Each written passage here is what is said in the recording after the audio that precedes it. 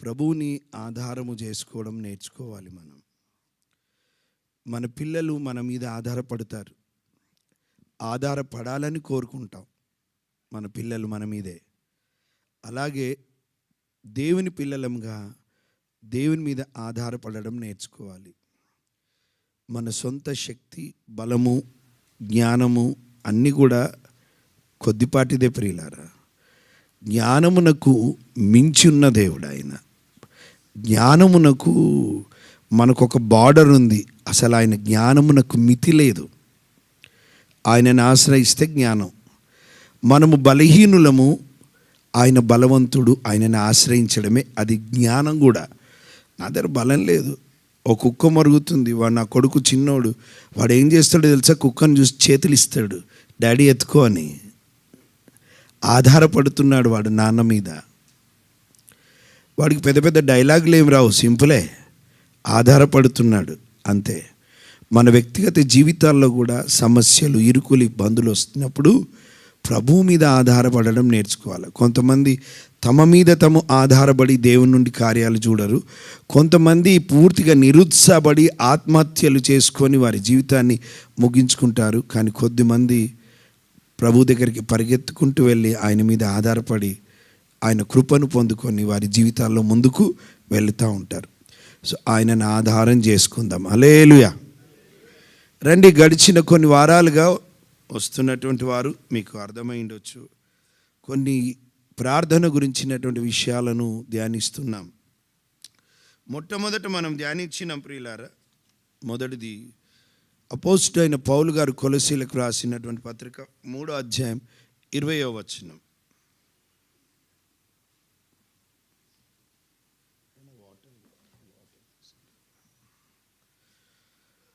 మూడు 20 చదువుదాం.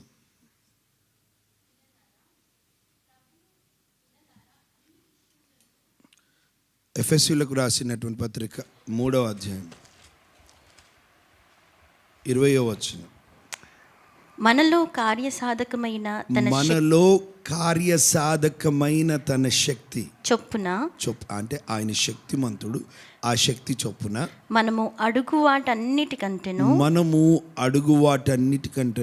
ఊహించు వాటన్నిటికంటేను అత్యధికముగా చేయ శక్తిగల దేవునికి క్రీస్తు యేసు మూలముగా సంఘములలో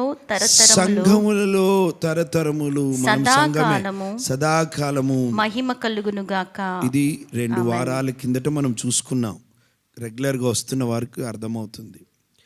సంఘములో తరతరములకు లేదా యుగయుగములకు దేవునికి మహిమ కలుగును గాక. ఎక్కడ? సంఘములో.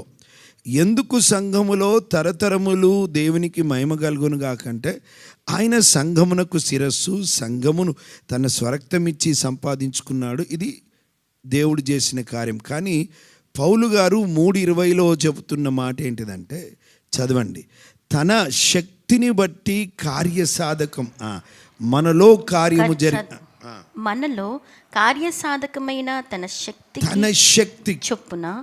శక్తి చొప్పున మనము అడగడానికి కారణం ఏంటిదంటే ఆయన శక్తిమంతుడు గనుక. మీకు మళ్ళీ చెప్పను నేను, జస్ట్ అది పోయిన వారం ధ్యానించింది కంటిన్యూ చేస్తాను, ఎందుకంటే ఈ సిరీస్ మీకు అర్థం కావడానికి. మనము అడుగు వాటి కంటేను ఊహించిన వాటన్నిటికంటేను అత్యధికంగా, అంటే మనం అడిగేదానికన్నా ఊహించిన దానికన్నా అత్యధికంగా చేయగల శక్తిగల దేవునికి క్రీస్తు యేసు సంఘములో తరతరములు మహిమ. అంటే అడుగు వాటి కంటే ఊహించు వాటి కంటే అత్యధికంగా చేయు శక్తిగల దేవునికి మనము ప్రార్థన ద్వారా ఆయన సన్నిధికి పోవట్లేదంటే ఆయన శక్తిమంతుడు కాడు అని చెప్పకనే చెబుతున్నాం. ఆయన శక్తిమంతుడు, నాకు సహాయకుడు. నేను అడిగింది ఇవ్వడమే కాదు, అడిగిన దానికన్నా నా ఊహకు మించిన దానికన్నా చేయగల శక్తిమంతుడు గనుక సంఘములో తరతరములు దేవునికి, యేసయ్యకి మహిమ కలుగును గాక అంటా ఉన్నాడు. అయితే ఇది ముందు చూసాం. ప్రార్థించినప్పుడల్లా ఆయన మనకు సమీపంగా ఉన్నాడు, మీకేది ఇష్టమో అడుగుమన్నాడు. ఇవన్నీ మొదటి వారం చూసాం. అయితే ఇంత శక్తిమంతుడైనటువంటి దేవుని పెట్టుకొని నేను ప్రార్థించినా కూడా ఎందుకు నాకు ప్రార్థనకు జవాబు రావట్లేదు? ఆయన శక్తిమంతుడే, కానీ ప్రాబ్లం ఆయనలో లేదు కదా, ఏదో నాలోనే ఉంది అన్న సంగతి అర్థం చేసుకోవాలా. ట్యూబ్లన్నీ పవర్ అంతటా ఉంది, ట్యూబ్ లైట్ వెలగట్లేదు అంటే అన్నీ వెలుగుతున్నాయి, ఇది వెలగట్లేదు అంటే పవర్ ప్రాబ్లం కదా, ట్యూబ్ లైట్ ప్రాబ్లం ఏదో ఉంది అని అర్థం. దేవుడు శక్తిమంతుడు, సర్వశక్తిమంతుడు. ప్రియులారా, అడిగిన దానికన్నా, ఊహించిన దానికన్నా మన ఊహకు మించిన కార్యాలు చేయవాడు ఆయన. అయితే మొదటిది అడగాలి అని చెప్తున్నాం. అడుగుడి ఇవ్వబడును, వెదకుడి దొరుకును, తట్టుడి తీయబడును. అడుగు వాటన్నిటికంటే అంటే ఏది అవసరమో, ఏది మన జీవితంలో అవసరమో దాన్ని అడగాల. దేవుడు మన ఆశలను తీస్తాడు కానీ దురాశలను తీర్చాడు. రైట్. ఇప్పుడు ఒక ప్రశ్న వస్తుంది, ఏంటిదంటే నేను అడుగుతున్నాను కదా, మరి ఈ వాక్యం చొప్పున నా దేవుడు సర్వశక్తిమంతుడు, ఆయన అన్నీ చేస్తాడు అంటున్నారు, బాగానే ఉంది, కానీ నేను చేయట్లేదు, నాకెందుకు జవాబు రావట్లేదు? కాబట్టి ఒక సేవకుడే నాతో అంటున్నాడు, ఏమన్నా నా జీవితంలో జరగట్లేదు కాబట్టి ఆయన శక్తిమంతుడని నేను నమ్మట్లేదు. పిచ్చోడా, ఆయన శక్తిమంతుడని నమ్మకపోతే ఇంకెవర్రా శక్తిమంతుడు? నువ్వు ఆయన నిస్సాయం చేస్తున్నావు, ఆయనను అవమానపరుస్తున్నావు. ఆయన ఏందో నీకు అర్థం కాలేదు. సృష్టిని చూస్తే తెలుస్తుంది ఆయన ఎంత శక్తిమంతుడో, ఎంత జ్ఞానవంతుడో. ఆకాశం ఆయన సింహాసనము, భూమి ఆయన పీఠం, పాదపీఠం. నీ జీవితంలో కాకపోతే ఎవరికి కావాలరా బాబు? ఆయన శక్తిమంతుడే. నీ జీవితంలో కాకపోయినంత మాత్రాన డిక్లేర్ చేస్తావా ఆయన శక్తి లేదని?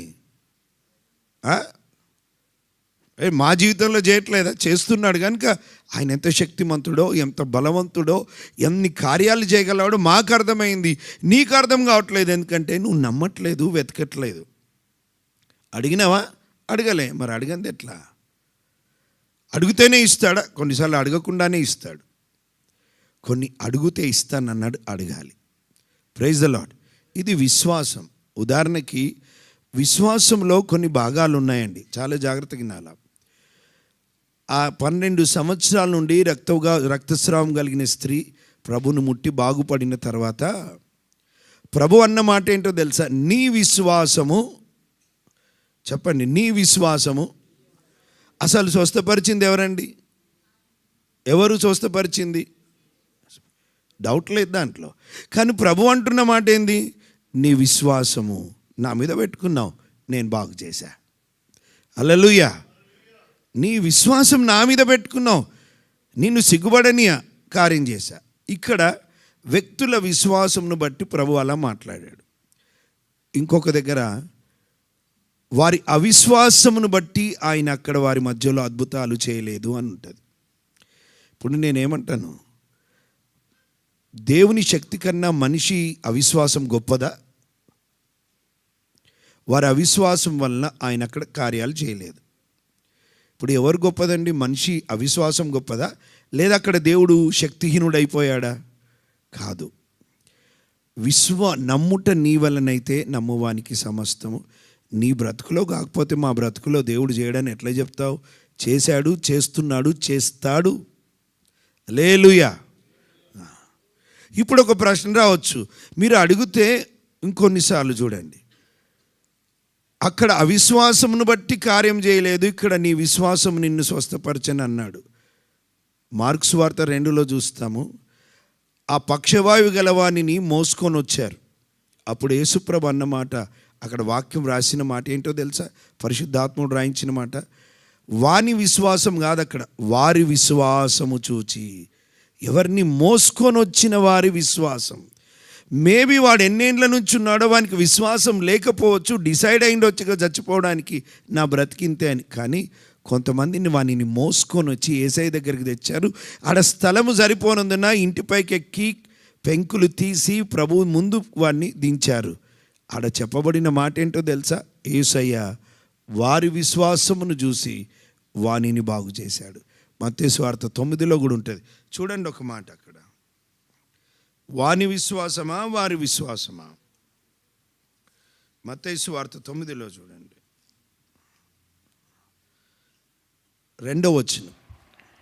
ఇదిగో జనులు పక్షవాయువుతో మంచం పట్టిన ఒకని ఆయన యొద్దకు తీసుకొని వచ్చిరి. యేసు వాని విశ్వాసమా వారియా? వారి విశ్వాసమును చూచి. ఇక్కడ వాడికి విశ్వాసం ఉందో లేదో మనకు తెలియదు. వాళ్ళే మోసుకొని వచ్చారు. రే యేసయ్య వచ్చాడు, ఎవరు వచ్చినా ఏముంది లే నా బ్రతికింతే అనిండొచ్చు వాడు. కానీ యేసయ్య మోసుకొని వచ్చిన వారి విశ్వాసం చూశాడు. అవిశ్వాసమును బట్టి అక్కడ కార్యాలు చేయలేదు. ఇక్కడ నీ విశ్వాసము నిన్ను స్వస్థపరచనన్నాడు. ఇక్కడనేమో రోగికి విశ్వాసం లేదు, మోసుకొని వచ్చిన వారికి విశ్వాసం ఉంది. వారి విశ్వాసం చూసి వారిని బాగు చేశాడు. పాపాలు క్షమించబడ్డాయి అన్నాడు. తర్వాత నీ పరిపెత్తుకొని వెళ్ళమన్నాడు, బాగుపడ్డాడు. వాడు గంతులు వేసుకుంటూ వెళ్ళాడు. ఇది ఇంకొకటి ఉంది, ఇక్కడ ఎవరి విశ్వాసం లేదు, అవిశ్వాసం లేదు. ఆయనే కార్యం కల్పించుకుంటాడు. ఎట్లాగో తెలుసా? లాజరు చనిపోయి 4 రోజులైంది. బ్రతుకుతానని లాజర్కి విశ్వాసం ఉందా? చనిపోయిన వాడికి విశ్వాసం ఎక్కడుంటుంది? పోనీ ఆయన సహోదరి మనులకు విశ్వాసం ఉందా? పునరుద్ధానం వచ్చినప్పుడు లేస్తాడు, లేయ్యా నా తమ్ముడు నా సహోదరుడు అని అంటా ఉన్నారు. అక్కడ చనిపోయిన వ్యక్తికి లేదు, ఇక్కడ ప్రజలకు కూడా లేదు. ప్రభువే కల్పించుకొని లాజర్ని లేపాడు. Hallelujah, praise the Lord. That is his wish. ఆయన ఏమైనా చేయగలడు. మన జీవితంలో జరిగినంత మాత్రాన దయచేసి దేవుణ్ణి నిస్సాయుణ్ణి, శక్తిహీనుణ్ణి, బలహీనునిగా చేయకండి. ఆయన మార్పు లేని దేవుడు, నిరంతరము బలవంతుడే. Praise the lord.